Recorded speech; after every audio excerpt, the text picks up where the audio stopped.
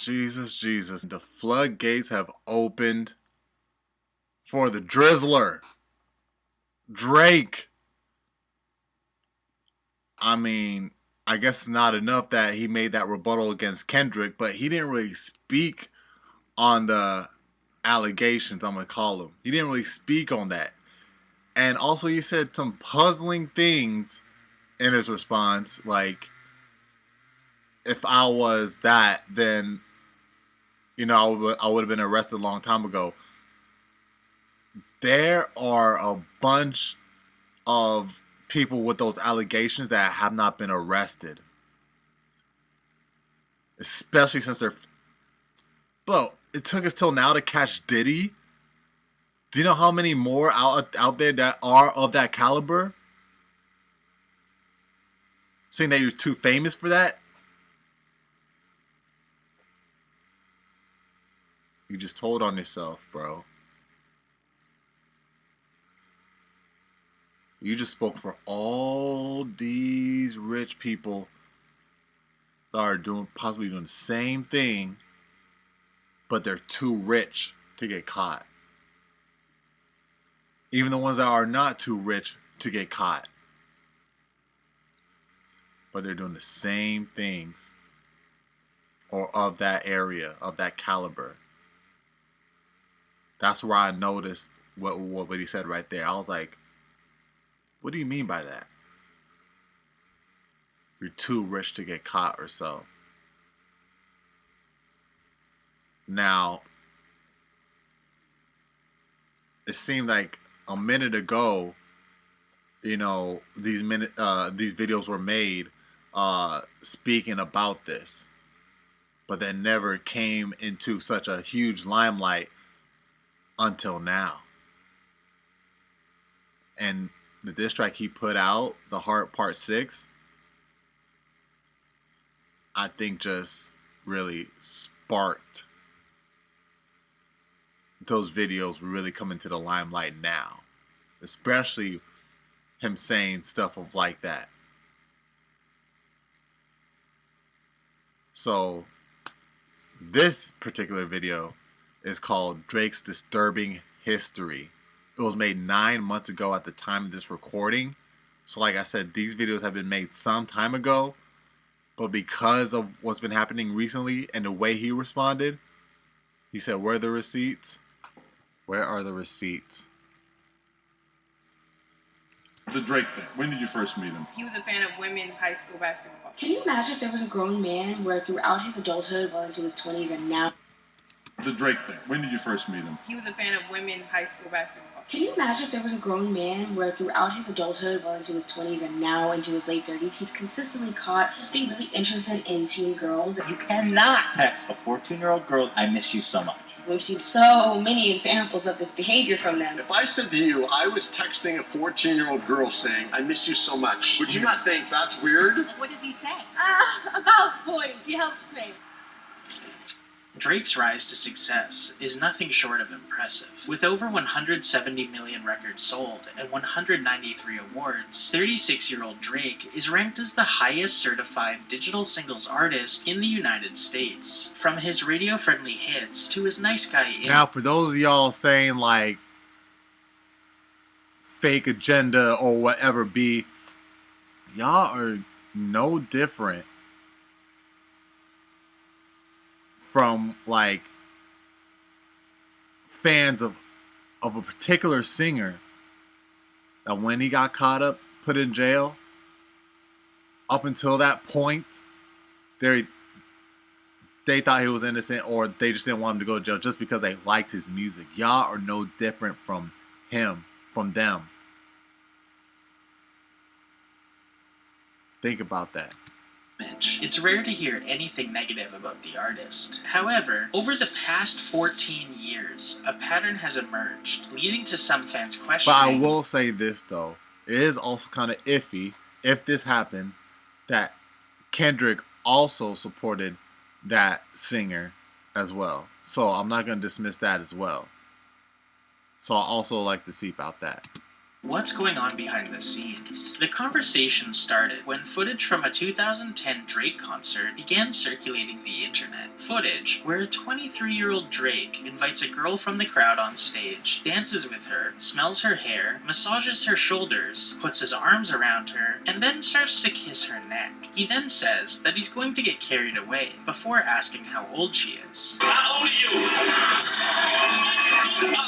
Drake walks away while making a joke about going to jail before turning back to her and saying, 17? Why do you look like that? You thick. Look at all of this. He continues saying, I don't know if I should feel guilty or not, but I had fun. I like the way your feel against my chest. He then kisses her on the cheek as well as her forehead before ending the bit and continuing the show. Now, it's understandable that this was crowd interaction gone wrong, but him continuing to make sexual comments about her body and kissing her multiple times after learning her age had some fans raising their eyebrows. However, this wouldn't be the last time Drake finds himself around minors. In a 2023 No Jumper interview with producer Lil Cece, she discusses how she first met Drake, saying that in 2015 she was on a high school basketball team, and Drake, being a fan of women's high school basketball, followed both her teammate and herself. I was her teammate, so he followed me because of her. At the time, Drake would have been 29. The same year, Drake would post on Instagram, celebrating the release of Baka Not Nice, a rapper, friend, and member of Drake's record label, OVO, following a stint in jail for allegedly forcing a 22-year-old woman into prostitution, a weapons charge, and human trafficking. The now deleted post read, "Something in the air today. A lot of good things happening at once. But this one means the most. Been waiting 11 months. Baka finally home." 1 year later, in May of 2016, 29-year-old Drake was spotted eating dinner with 18-year-old Hailey Bieber in West Hollywood. Due to their allegedly flirty interaction and Drake wearing a matching H necklace, rumors of them dating began circulating, with Entertainment Tonight even alleging that the two hooked up at Drake's Memorial Day party. However, during this time, Hailey did an interview with E! News, revealing that she'd known Drake for around 4 years at this point, meaning that a 25-year-old Drake first met Hailey when she was just 14. A big part of the conversation here is, why does Drake routinely find himself around 14 to 17-year-old girls? What does a 25-year-old man have in common with a 14-year-old? And wouldn't it feel weird to date someone you've always known to be a child right after they legally become an adult? In 2018, a now 32-year-old Drake released a song titled Nice for What, featuring the line, "High school pics, you was even bad then." 3 months later, on July 22nd, an article titled, "What Would You Do If Your Teenager Became an Overnight Instagram Sensation" was released by The Guardian, detailing a story about 16-year-old Charlie D'Alessio going viral on Instagram after being tagged in pictures at Coachella. The article describes the photos as Charlotte wearing bodysuits, bikini tops, and jean shorts. Her mother, Christina Ford, recounts the moment she realized how popular the photos were making her daughter, saying, "They were in the back of the car chatting away and checking in on social to say they were in Toronto, just like normal teenagers. And then suddenly Madison was like, oh god, it's Drake FaceTiming us. Should I answer?" As Ford drove on, listening to her daughter and her friend chatting away in the back seat with one of the biggest hip-hop stars on the planet, she felt the world as she knew it shifting under the wheels of her car. I thought, okay, she's hanging out with Drake. I guess this is for real. Later that month, Drake would release a song titled Jaded, featuring the line, "We coulda waited. I wasn't Russian. Differences in ages. You were old enough, but you're still a baby." And 2 months later in September, 14-year-old Millie Bobby Brown would attend the Emmys and mention in a red carpet interview that her and 32-year-old Drake text after meeting each other in Australia after he So it invited was when she was 14. Well, I talked about that in my last couple videos. I said at the time they met, I think she was like 17 to 18. Which was like still like, 18, but 17 is like, but it happened when she was 14. her to his concert, and that their conversations mostly consist of 18, Drake giving her boy just as advice and saying how much they miss each other. We just texted each other the other day, and he was like, I miss you so much. I mean, y'all let me know down in the comments, because y'all say 18 is just as bad. 18, you're legally an adult. 21, you're old enough to drink, so that means you're really an adult. You know what I'm saying? But I think 18 is being blurred now. That's a great line. Like, a lot of people, like, it's still young, yes. You know, you're still in your teens, you know? On the other hand, it's been common knowledge that 18, you are an adult. I remember watching commercials, infomercials, about a bunch of toys I wanted to get, and they'll always say, you have to be 18 or older to order. I'm like, bro, what the heck, man? Y'all let me know in the comments. This was the first Because- time Drake's pattern of being around underage girls really began circulating online, with many people speculating what someone with an 18-year age gap can really have in common. I'm 34 years old. Yeah. If I said to you, I was texting a 14-year-old girl saying, I miss you so much, and she was replying to me, I miss you more, would you not think, hold on here a second, that's weird? Millie would take to But Instagram. yes, that's when I described that shit was weird, bro. That's why on that Drake's The Heart Part 6 track, I was like, dude, don't dismiss what was going on with you and Millie Bobby Brown. I got the ages wrong. I made her seem older than what she was. But that ish, I was just like, hey, man. But yeah. And defend Drake, saying, why you gotta make a lovely friendship your headline? You guys are weird, for real. I'm lucky to have people in the business extend their time to help me further my career and offer their wisdom and guidance. To make a lovely... I miss you more. Would you not think, hold on here a second, that's weird? Millie would take to Instagram and defend Drake, saying, why you gotta make a lovely friendship your headline? You guys are weird, for real. I'm lucky to have people in the business extend their time to help me further my career and offer their wisdom and guidance. I'm very blessed to have amazing people in my life. You don't get to choose that for me. It's nice to have people understand what I do. Now get back to talking about real problems in this world other than my friendships. Jeez. However, a month later, as Drake was on tour, blind items began circulating, with people speculating who the noted foreign-born A-plus list singer/rapper could be. A year later, on November 25th, 2019, 17-year-old Billie Eilish sat down for an interview with Vanity Fair and revealed that one of the most famous people in her phone is Drake. She would go on to say that Drake is like the nicest dude I've ever spoken to. I mean, I've only texted him, but he's so nice. He does not need to be nice. You know what I mean? Between the Millie Bobby Brown interview and now this one with Billie Eilish, some people really started to question why a now 33-year-old man is in contact with so many children, pointing out that if you remove the celebrity status of everyone, this sort of relationship would never be supported. On October 1st, 2020, Drake rapped on 21 Exactly, but he's too famous to get arrested. They're too famous.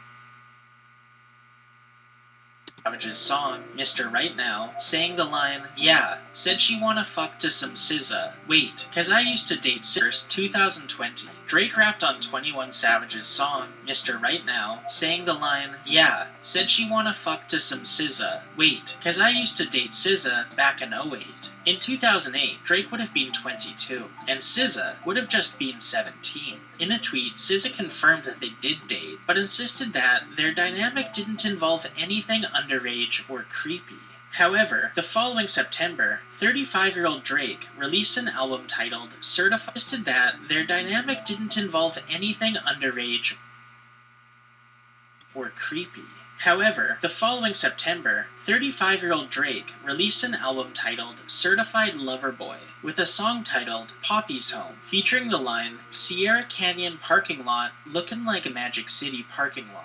This turned heads, as Sierra Canyon is a private school in California that offers classes for pre-K to 12th grade students, and Magic City is a strip club in Atlanta. As the album contains 21 songs, and Drake was beefing with Kanye West at the time, it's not surprising that this single line managed to be overlooked. It's entirely possible that Drake really is just a nice guy, and perhaps his pattern of talking to underage entertainers is innocent, as he was somewhat of a child star himself. himself. However, dating someone you've known since they were a minor as soon as they turn 18 is bizarre, and no one other than a celebrity would get a pass for this pattern of behavior. Following high school women's basketball as a 29-year-old isn't a common thing, nor is telling a 14-year-old how much you miss them when you're 32 and bear no relation. Women who claim to have hooked up with Drake all detail a similar, elaborate setup involving security guards, NDAs, getting copies of their licenses, and taking their phones away. So the possibility of a whistleblower coming forward is pretty low. But perhaps in the future, as these child and young adult celebrities often found around Drake grow up, we'll get a clearer idea of what their relationship was really like. Despite Drake's nice guy reputation, his security team has a controversial history. During Drake's first headline tour in 2010, a fan by the name of Jeremy Soriano claimed that one of Drake's bodyguards punched him in the mouth when he tried to compliment Drake at a club in Jackson. In 2010, a fan by the name of Jeremy Soriano claimed that one of Drake's bodyguards punched him in the mouth when he tried to compliment Drake at a club in Jacksonville, Florida. During an interview with Fox 30, Jeremy alleged that Drake proceeded to push him and that he had to get 6 stitches by the end of the night. A friend of the victim, Florida. During an interview with Fox 30, Jeremy alleged that Drake proceeded to push him and that he had to get 6 stitches by the end. Jeremy alleged his female that friend was then escorted from the club. Drake proceeded to push him and that he had to get 6 stitches by the end of the night. A friend of the victim, who was also a witness, alleges that following the incident, as Drake entered his tour bus, he flipped both of them off and said, "F you, you're nothing." 2 years later, Drake and his team were involved in a massive brawl at a New York City club with Chris Brown, after Chris sent Drake a bottle of champagne as a peace offering. At the time, Chris Brown had been separated. And Drake sent it back with a note that said, "I'm still effing Rihanna."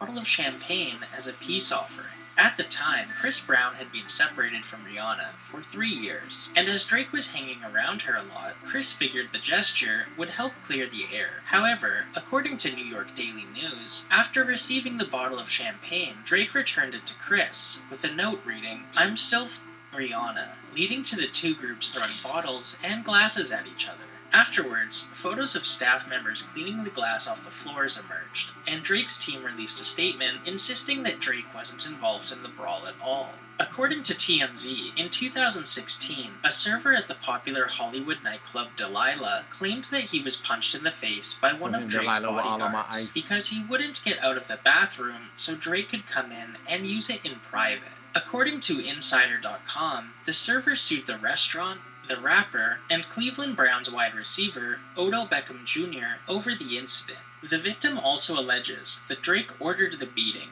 after making a throat cut gesture to his entourage. In a video leaked to TMZ, the victim can be seen on security camera before being punched in the face by a member of Drake's security, while others soon join in on the attack, all while Drake watches. Following the attack and the lawsuit, other employees of Delilah were allegedly afraid to return to work.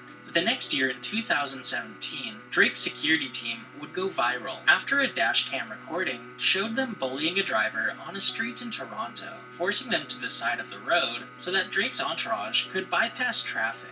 After a driver complained, Drake's bodyguard threatened them, saying he'll take his Tesla. That same year, Shawn Mendes would appear on an episode of The Tonight Show and describe his encounter with Drake's security at a weekend concert. According to his story, Shawn Mendes, having previously met Drake a couple days prior, attempted to say hi to him at the show. However, Drake's bodyguard allegedly stopped him before he even had a chance to do so, saying, "The next thing I know, I'm in the middle of the weekend show with my arm hooked behind my back. Drake's security guard had me completely at his mercy." He went on to say that Drake saw what happened and told his bodyguard to let him go, saying, "Don't do that, you don't know who that is." And in 2021, a video went viral alleging a member of Drake's security team was on drugs and barking at people. "I ain't gonna lie to y'all, it was a part where I knew Drake's security was towed off. I said, 'You good, man?'